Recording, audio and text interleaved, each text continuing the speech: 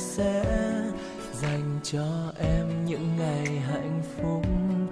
Nếu là anh thì anh sẽ nắm tay em không bao giờ buông. Anh sẽ không làm em khóc, anh sẽ không bao giờ như thế.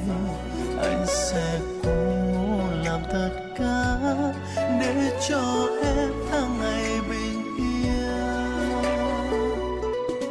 Nếu là anh thì anh sẽ dành yêu thương đến em mỗi ngày.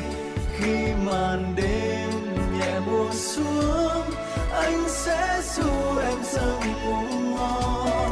Anh sẽ như là cơn gió làm em quên hết bao muộn phiền. Anh sẽ nâng niu vòng tay ấy